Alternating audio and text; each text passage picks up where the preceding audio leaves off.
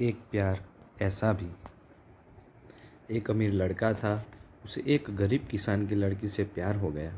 लड़की सुंदर होने के साथ साथ काफ़ी समझदार थी।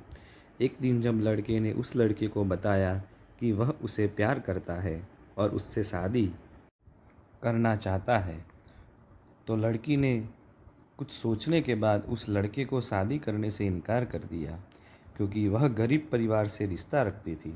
लेकिन कुछ समय बाद जब ये बात उस लड़के को पता चली, तो उसने लड़की के माता पिता से बात की और उस लड़की को समझाया। काफ़ी समझाने के बाद वह लड़की मान गई और दोनों की शादी हो गई। शादी के बाद लड़का उसे बहुत प्यार करता था। दोनों का दाम्पत्य जीवन काफ़ी अच्छा चल रहा था। लेकिन कुछ महीनों बाद लड़की को चर्म रोग हो गया, जिसके कारण उसकी खूबसूरती ढलने लगी।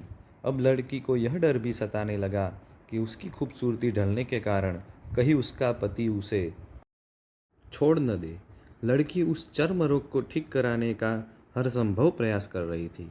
समय बीत रहा था और लड़की की खूबसूरती धीरे धीरे ढल रही थी।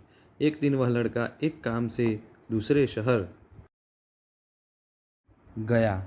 लड़का जब वहाँ से वापस आ रहा था, तो उसका रास्ते में एक कार के साथ एक्सीडेंट हो गया। उस दुर्घटना के दौरान लड़के की आंखें की रोशनी चली गई।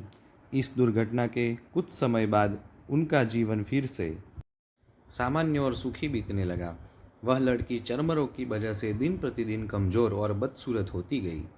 लेकिन पति अंधा होने के कारण उनका दाम्पत्य जीवन ठीक चल रहा और दिखाई न देने के कारण वह लड़का उससे पहले की तरह प्यार करता रहा। कुछ सालों बाद बीमारी के कारण उस लड़की की मृत्यु हो गई।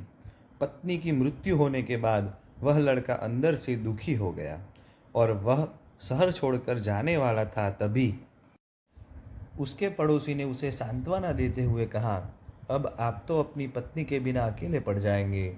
वह आपका काफ़ी ख्याल रखती थी। अब आपका जीवन अंधकार में कैसे व्यतीत होगा।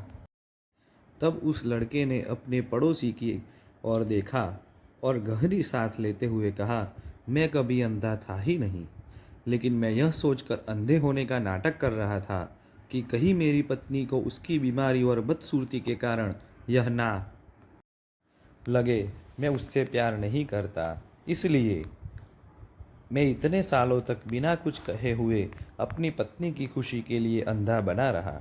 यह बात सुनकर पड़ोसी की आंखों से आंसू छलक आए और वह लड़का वहाँ से उठकर चला गया।